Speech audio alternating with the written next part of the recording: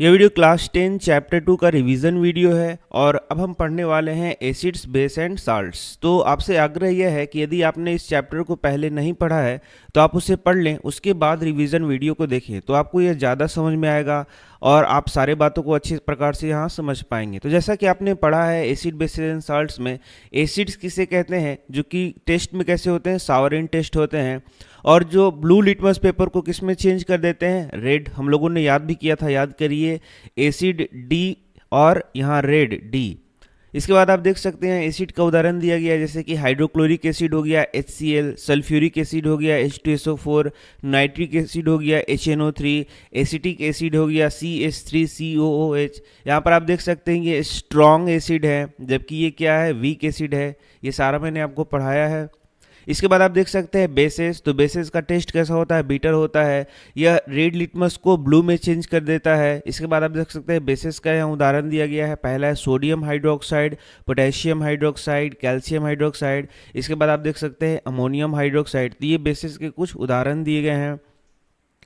इसके बाद आप देख सकते हैं सम नेचुरली ऑकरिंग एसिड्स। तो कुछ नेचुरली ऑकरिंग एसिड्स जैसे कि आप देख सकते हैं वेनिगर, उसमें एसिटिक एसिड होता है। ऑरेंज में साइट्रिक एसिड होता है। लेमन में साइट्रिक एसिड होता है। टेमेरिंड में टार्टरिक एसिड होता है। टमाटो में ऑक्सैलिक एसिड होता है। सावर मिल्क में आपका कैसा होगा, क्या एसिड होगा, लैक्टिक एसिड होगा। इसके बाद एंट एंड नेटल स्टिंग में मेथेनोइक एसिड होगा। तो ये कुछ बीच की बातें थी जो मैंने आपको बताई। इसके बाद आप देख सकते हैं एसिड बेस इंडिकेटर के बारे में बताया गया है। तो what are acid base indicators? that indicate the presence of an acid or base in a solution। तो एसिड बेस इंडिकेटर्स किसे कहते हैं, जो कि किसी सॉल्यूशन में एसिड या बेस के प्रेजेंस को बताए, उसे हम लोग क्या बोलते हैं, एसिड बेस इंडिकेटर कहते हैं। तो एसिड बेस इंडिकेटर जैसा कि हम लोगों ने पढ़ा था अलग अलग प्रकार के होते हैं। जैसा कि सबसे पहले हम लोगों ने पढ़ा था कि नेचुरल एसिड बेस इंडिकेटर होते हैं, सिंथेटिक एसिड बेस इंडिकेटर होते हैं। फिर हम लोगों ने ऑल्फैक्टरी एसिड बेस इंडिकेटर पढ़ा था। तो उसमें आप देख सकते हैं नेचुरल जो एसिड बेस इंडिकेटर है उसमें लिटमस सॉल्यूशन को यहाँ पर बताया गया है। It is natural indicator, it is purple dye. Litmus solution कैसा होता है, पर्पल डाई होता है, एक्सट्रैक्टेड फ्रॉम लाइकेंस। तो लिटमस सॉल्यूशन को कैसे एक्सट्रैक्ट करा जाता है, लाइकेन से एक्सट्रैक्ट किया जाता है। Other examples are red cabbage and coloured petals of petunia and turmeric. ये सब किसके उदाहरण है, ये सब नेचुरल इंडिकेटर के उदाहरण है। इसके बाद आप देख सकते हैं यहाँ ऑल्फैक्टरी इंडिकेटर्स है। तो वैसे इंडिकेटर जिसमें एसिड और बेस की पहचान उसके गंध के द्वारा की जाती है या फिर गंध में चेंज के द्वारा की जाती है, उसे हम लोग क्या बोलते हैं, olfactory indicators. So odour changes in acidic और basic media, example onion and clove, ये कैसे हैं, ये हैं ऑल्फैक्टरी इंडिकेटर्स। इसके बाद सिंथेटिक इंडिकेटर्स भी मैंने बताया था, जिसका उदाहरण आप यहाँ पर देख सकते हैं। सिंथेटिक इंडिकेटर जैसे कि मिथाइल ऑरेंज और फिनोप्थेलिन, इसको हम लोग क्या बोलते हैं, सिंथेटिक इंडिकेटर बोलते हैं। इसके बाद आप देख सकते हैं यहाँ पर ये जो एसिड बेस इंडिकेटर अलग अलग यहाँ पर नाम दिए गए हैं और ये कैसे एसिड और बेस के कलर को चेंज करते हैं। जैसे कि आप देख सकते हैं ब्लू लिटमस पेपर एसिड को रेड में बदल देगा, जबकि बेस में यहाँ कोई कलर चेंज नहीं होगा। रेड लिटमस पेपर एसिड में कोई चेंज नहीं होगा, लेकिन यहाँ बेस को ब्लू में बदल देगा। टर्मरिक में कोई चेंज नहीं होगा एसिड में, लेकिन बेस में ये क्या कर देगा, रेड ब्राउन कलर यहाँ पर आ जाएगा। मिथाइल ऑरेंज यह रेड में चेंज करेगा एसिड को और बेस में यह येलो हो जाएगा। फिर आप देखेंगे फिनोप्थेलिन यहाँ पर कलरलेस रहेगा और यहाँ पर क्या हो जाएगा, पिंक हो जाएगा। इसके बाद है डाइल्यूट एसिड किसे कहते हैं, contains only a small amount of acid and large amount of water. जब स्मॉल अमाउंट में एसिड हो और लार्ज अमाउंट में वाटर हो तो हम लोग क्या बोलेंगे, डाइल्यूट एसिड कहेंगे। इसके बाद है concentrated acid. A concentrated acid contains a large amount of acid and A small amount of water. ऐसे एसिड को हम लोग क्या बोलेंगे, कंसनट्रेटेड एसिड कहेंगे। ये सब आपने पढ़ा है, आप रिवीजन कर रहे हैं। इसके बाद हम लोग देखेंगे जो कि मोस्ट इंपॉर्टेंट होता है, chemical properties of acids and base. तो केमिकल प्रॉपर्टी में सबसे पहला हम लोगों ने क्या पढ़ा था कि एसिड का जब मेटल से रिएक्शन होता है तो क्या बनता है, साल्ट प्लस H2 गैस निकलता है। याद कर लीजिए एसिड प्लस मेटल क्या होता है, साल्ट प्लस H2 गैस। तो यहाँ पर कुछ उदाहरण दिए गए हैं, जैसे कि जिंक मेटल में HCl डाला गया तो आप देख सकते हैं ZnCl2 बनेगा और H2 गैस निकलेगा। ये सब बातें आपको याद कर लेनी है बार बार लिख के। इसके बाद आप देख सकते हैं कि Zn में HNO3 डाला जाएगा तो ये क्या बन जाएगा, H2 गैस निकलेगा यहाँ पर। इसके बाद यहाँ पर आप देखेंगे H2SO4 में Zn मेटल डाला जाएगा तो यहाँ H2 गैस निकलेगा। इसके बाद आप देख सकते हैं ये एसिटिक एसिड है, इसमें Zn डाला जाएगा तो यहाँ भी H2 गैस निकल रहा है। इसका मतलब जब एसिड का रिएक्शन मेटल से कराया जाता है तो हाइड्रोजन गैस निकलता है।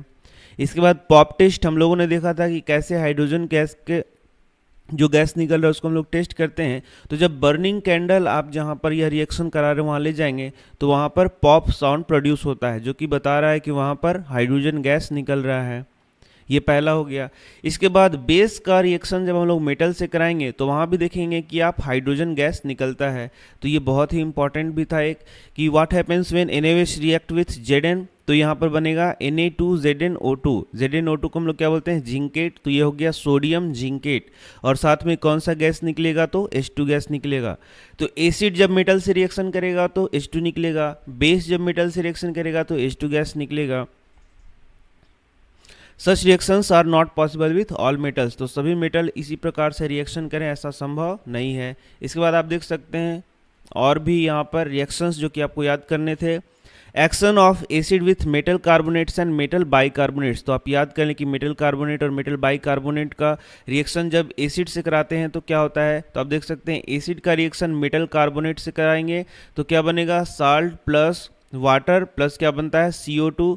तो आप देख सकते हैं यहाँ पर एसिड है ये, और एसिड का रिएक्शन Na2CO3 से करा रहे हैं। Na क्या हो गया, मेटल, और CO3 क्या हो गया, कार्बोनेट। इसका मतलब जब मेटल कार्बोनेट से एसिड का रिएक्शन कराएंगे तो आप देख सकते हैं साल्ट बन रहा है, फिर H2O बन रहा है और क्या बन रहा है, CO2। ठीक इसी प्रकार से आप देख सकते हैं मेटल बाइकार्बोनेट है, ये है मेटल और ये क्या है, बाइकार्बोनेट। तो मेटल बाइकार्बोनेट का रिएक्शन जब एसिड से कराएंगे तो क्या बनेगा, salt plus water plus CO2। तो ये दोनों आपको याद करके चलना है। इसके बाद ये बहुत इंपॉर्टेंट प्रश्न है जो कि VVI में आता है, lime water test. On passing the CO2 gas evolved through lime water, तो आप देख सकते हैं ये कैल्शियम हाइड्रोक्साइड जिसे हम लोग लाइम वाटर कह रहे हैं, इसमें यदि CO2 गैस पास कराया जाएगा तो क्या बन जाता है, CaCO3, जो कि एक प्रेसिपिटेट बन जाता है। मतलब ये पूरा रूप से यहाँ घुला हुआ नहीं रहता है, और साथ में क्या बनता है, H2O। अब जब इसमें आप और CO2 यहाँ डालना शुरू करते हैं तो CaCO3 H2O और CO2, मतलब यहाँ CO2 और डालना शुरू करेंगे तो यह सोल्यूबल इन वाटर बन जाएगा, मतलब ये घुल जाएगा और ये बनेगा कैल्शियम बाइकार्बोनेट। तो ये बहुत इंपॉर्टेंट है जो कि आपने याद भी किया होगा। आगे देख सकते हैं न्यूट्रलाइजेशन रिएक्शन के बारे में बताया गया है। जब बेस और एसिड आपस में मिलेंगे तो क्या बनाएंगे, साल्ट और वाटर। या बोलेंगे कि जब बेस और एसिड एक दूसरे के प्रभाव को नलीफाई कर देंगे तो क्या बनता है, साल्ट और वाटर। इसे हम लोग क्या बोलते हैं, न्यूट्रलाइजेशन रिएक्शन। जैसे आप उदाहरण देख सकते हैं NaOH और HCl आपस में रिएक्ट करेगा तो साल्ट और वाटर का निर्माण कर रहा है, इसे हम लोग बोलते हैं neutralisation reaction. Neutralisation reaction takes place when the effect of a base is nullified by an acid and vice versa to give salt and water. तो न्यूट्रलाइजेशन रिएक्शन में क्या होगा, बेस और एसिड आपस में मिलेंगे और साल्ट और वाटर का निर्माण करेंगे। इसके बाद यह बहुत ही इंपॉर्टेंट है, आप देख सकते हैं यहाँ बेस एसिड से मिल रहा है और साल्ट प्लस वाटर बना रहा है। इसी को लेके आगे बताया गया बहुत इंपॉर्टेंट पॉइंट्स, जैसे कि आप देख सकते हैं reaction of metal oxide with acid. क्या होता है जब मेटल ऑक्साइड का एसिड से रिएक्शन कराएगा, तो एसिड आप देख सकते हैं इस प्रकार से ये एसिड हो गया, और मेटल ऑक्साइड मान लीजिए कॉपर हो गया मेटल, और ऑक्सीजन को जब ऑक्सीजन मिलाया जाएगा तो कॉपर ऑक्साइड क्या हो गया, मेटल ऑक्साइड। तो जब मेटल ऑक्साइड का रिएक्शन एसिड से कराया जा रहा है तो आप देखेंगे कि साल्ट और वाटर यहाँ पर बन रहा है। तो यही प्रश्न होगा कि क्या होगा जब मेटल ऑक्साइड एसिड से रिएक्ट करेगा। तो जब मेटल ऑक्साइड एसिड से रिएक्ट करेगा तो साल्ट प्लस वाटर बनाएगा। यहाँ भी देख सकते हैं acid salt water, acid salt water. इसका मतलब हो गया कि ये जो मेटल ऑक्साइड है कैसे बिहेव कर रहा है, बेस की तरह बिहेव कर रहा है। तो आप देख सकते हैं यहाँ कॉपर ऑक्साइड है, वह कैसा बिहेव करेगा, बेस की तरह बिहेव करेगा, इसलिए हम लोग मेटल ऑक्साइड को बेसिक ऑक्साइड कहते हैं। Appearance of blue-green color of solution becomes the because of formation of CuCl2. Appearance of blue-green color of solution, ये जो कलर हो जाता है ब्लू ग्रीन कलर हो जाएगा यहाँ पर, आप देख सकते हैं CuCl2 बनने के कारण क्योंकि यहाँ पर रिएक्शन जो हो रहा है, कहने का यह मतलब है कि जब CuO का रिएक्शन आप HCl से कराएंगे तो इसका कलर चेंज हो जाएगा और ये कैसा कलर हो जाता है, ब्लू ग्रीन कलर हो जाता है, जो कि क्यों हो जाता है, CuCl2 के बनने के कारण होता है। तो यह भी एग्जाम में प्रश्न पूछ सकता है आपका। और यह मेटल ऑक्साइड है, आपने देखा यह मेटल ऑक्साइड है और ये कैसा बिहेव कर रहा है, बेस की तरह बिहेव कर रहा है। Metallic oxide are said to be basic oxide, इसलिए हम लोग मेटल ऑक्साइड को क्या बोलते हैं, आप देख सकते हैं, या फिर बोले मेटालिक ऑक्साइड को क्या कह सकते हैं, बेसिक इन नेचर। यहाँ आप देख सकते हैं इसे बेसिक ऑक्साइड भी कहा जा रहा है, because they give salt and water on reacting with acid. तो यहाँ से भी बहुत इंपॉर्टेंट प्रश्न है। यदि आपको ये पूरा अच्छा समझ में नहीं आ रहा है तो डिटेल में मैंने इसको पढ़ाया है, आप वहाँ पढ़ लें। ये रिवीजन वीडियो इसलिए हम लोग शॉर्ट पढ़ रहे हैं। Reaction of non metallic oxide with base, तो आप देख सकते हैं नॉन मेटालिक ऑक्साइड क्या हो गया, जैसे कि कार्बन क्या हो गया, नॉन मेटल, और ओ हो गया oxygen.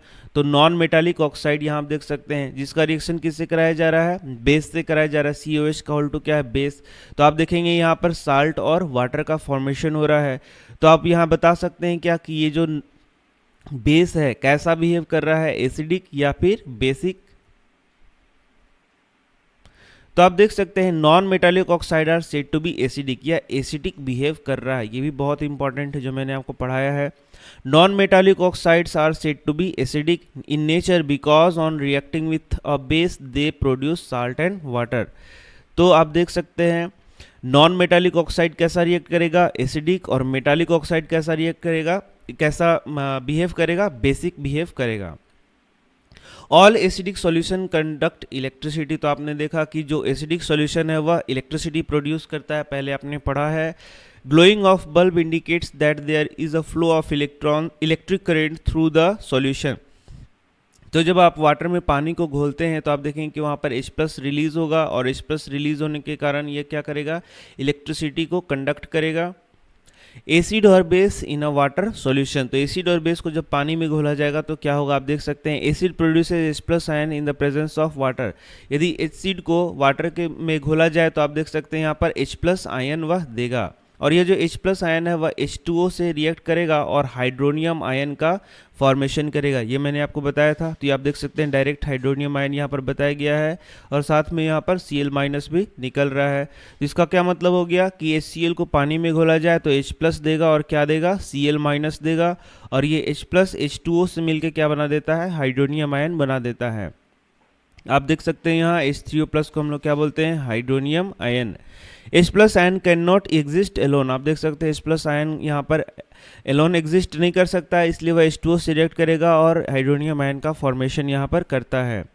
Basis provides OH- ion, आप जानते हैं कि बेसिस को पानी में घोला जाएगा तो OH- आयन देगा, जैसे कि देख सकते हैं NaOH को वाटर में घोला गया तो OH- आयन देगा, KOH OH- आयन देगा, और MgOH का होल टू भी आप देख सकते हैं यहाँ OH- आयन दे रहा है। इसके बाद अल्कली के बारे में बताया गया है, all bases do not dissolve in water, सभी बेस पानी में घुलनशील नहीं होते हैं, लेकिन कुछ बेस पानी में घुलनशील होते हैं, उन्हें हम लोग क्या बोलते हैं, alkali. An alkali is a base that dissolves in water, जो कि पानी में क्या हो जाता है, घुला हुआ होता है, उसे हम लोग क्या बोलते हैं, अल्कली। जैसे कि आप उदाहरण देख सकते हैं NaOH है, KOH है, COH का होल टू है, NH4OH है, ये सब क्या है, अल्कली का उदाहरण है। All alkali are bases but all bases are not alkali, सभी बेसिस पानी में तो नहीं घुलनशील हैं, इसलिए सभी बेसिस को अल्कली हम लोग नहीं कह सकते हैं।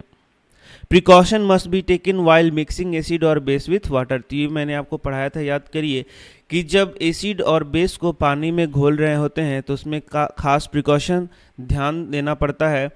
The acid must always be added to water with constant stirring as it is highly exothermic reaction। तो आप देख सकते हैं कि पहले आप इसमें वाटर लेंगे और उसमें हल्का हल्का यहाँ पर एसिड डालेंगे, और इसको हमेशा क्या करते रहेंगे, घुलाते रहेंगे इस प्रकार से।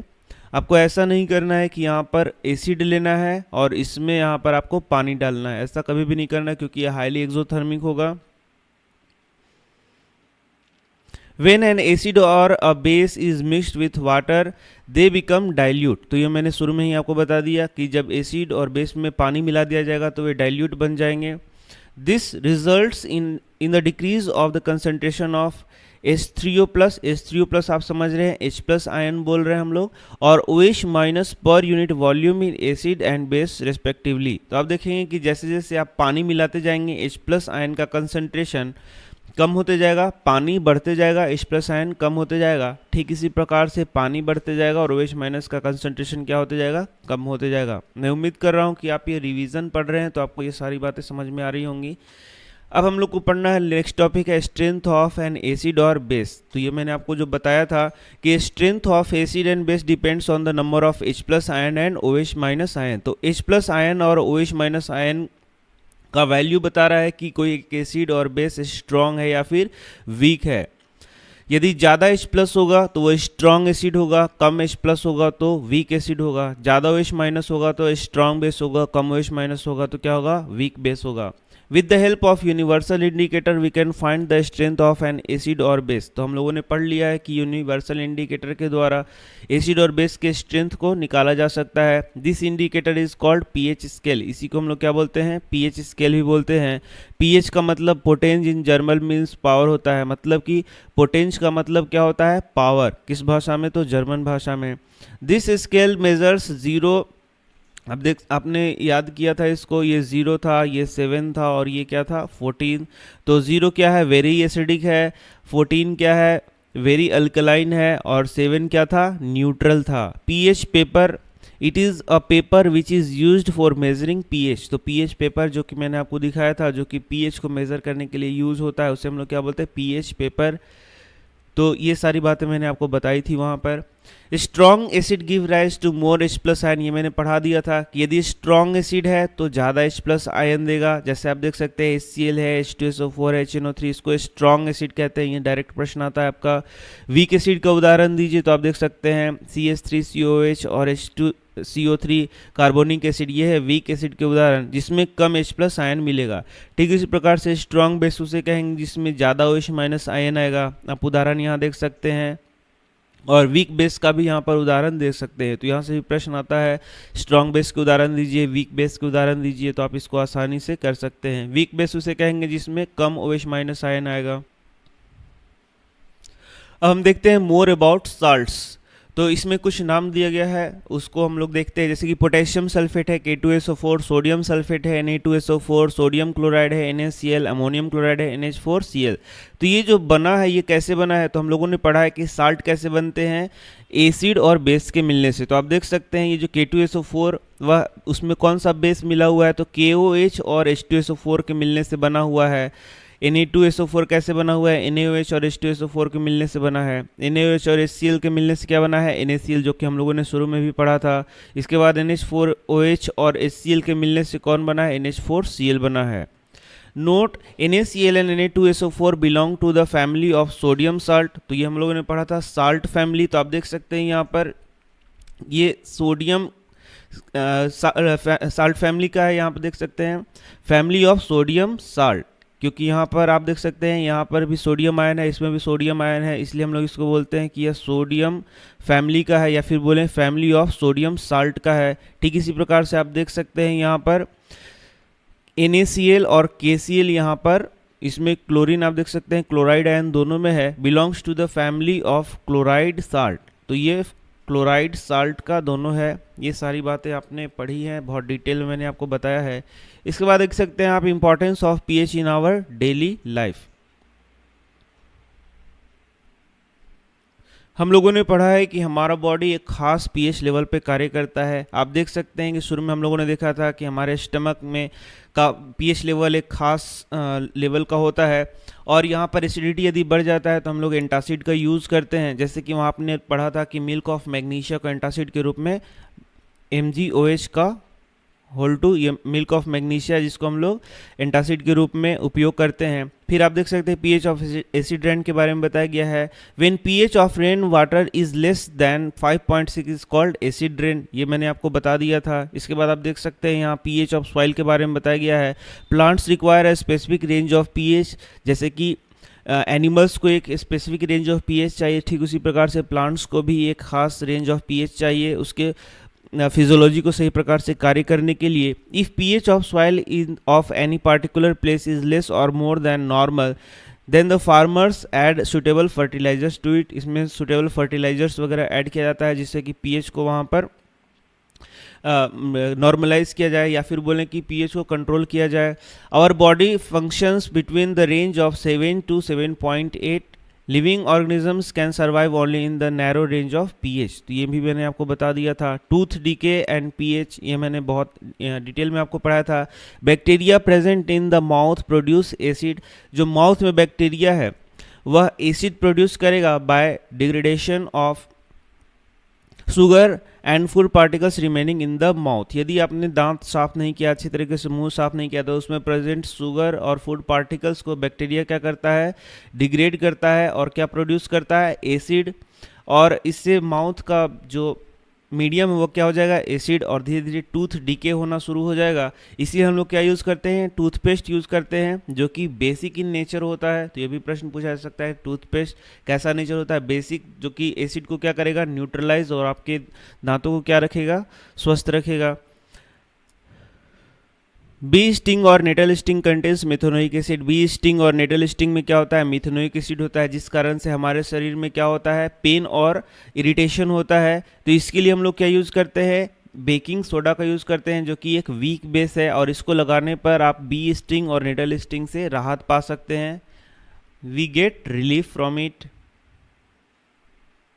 इसके बाद आप देख सकते हैं साल्ट में न्यूट्रल साल्ट, एसिडिक साल्ट और बेसिक साल्ट को बताया गया है। न्यूट्रल साल्ट वैसे होते हैं जो कि स्ट्रॉन्ग एसिड और स्ट्रॉन्ग बेस को मिलाने पे बनते हैं, जैसे कि उदाहरण के लिए आप देख सकते हैं NaCl और CaSO4। तो यहाँ आप देख सकते हैं पीएच वैल्यू क्या होगा, 7 होगा, क्योंकि यह न्यूट्रल होता है। एसिडिक साल्ट जब स्ट्रॉन्ग एसिड होगा तो उसमें एसिड का प्रभाव होगा और ये एसिडिक साल्ट बनेगा, और यहाँ पर वीक बेस होगा। तो स्ट्रॉन्ग एसिड और वीक बेस के मिलने से क्या बनेगा, एसिडिक साल्ट होगा। तो आप यहाँ देख सकते हैं पीएच वैल्यू क्या होगा, 7 से कम होगा, क्योंकि यह एसिडिक है। इसके बाद आप देख सकते हैं बेसिक साल्ट है, स्ट्रॉन्ग बेस और वीक एसिड होगा, तो यह क्या हो जाएगा, स्ट्रॉन्ग बेस होगा, यानी कि बेस का प्रभाव होगा, और एसिड क्या होगा, वीक होगा, तो यह कैसा हो जाएगा, बेसिक साल्ट हो जाएगा, और इसका जो पीएच वैल्यू होगा वो क्या हो जाएगा, मोर देन 7। तो इसका उदाहरण भी आप याद कर सकते हैं।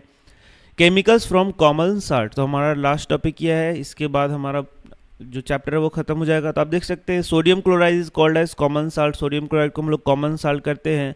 Used in our food, it is derived from sea water. इसको हम लोग कहाँ से प्राप्त करते हैं, सी वाटर से प्राप्त करते हैं। Rock salt is brown coloured large crystal. तो रॉक साल्ट जो आपने सेंधा नमक और फिर काला नमक के बारे में देखा है, वह लार्ज क्रिस्टल्स होते हैं, जिसको हम लोग कोल के जैसा माइन करते हैं। मैंने मतलब क्या हो गया कि वह चट्टान के रूप में रहते हैं और उसे हम लोग तोड़ तोड़ के निकालते हैं। Common salt is an important raw material for many materials of daily uses. तो कॉमन साल्ट का यूज़ करके हम लोग बहुत सारे मटेरियल को बनाते हैं, जैसा कि सबसे पहले मैंने आपको पढ़ाया था, सोडियम हाइड्रोक्साइड है, वॉशिंग सोडा है, ब्लीचिंग पाउडर है। एक एक करके हम लोग देखने वाले हैं। तो सबसे पहले हम लोगों ने पढ़ा था सोडियम हाइड्रोक्साइड। मैंने आपको डिटेल में बताया था कि कैसे सोडियम हाइड्रोक्साइड का प्रोडक्शन होता है। तो preparation by the method call क्लोर alkali process. तो ये सबसे इंपॉर्टेंट क्वेश्चन मैंने आपको बताया था, याद करिए कि क्लोर अल्कली प्रोसेस के द्वारा हम लोग सोडियम हाइड्रोक्साइड को बनाते थे।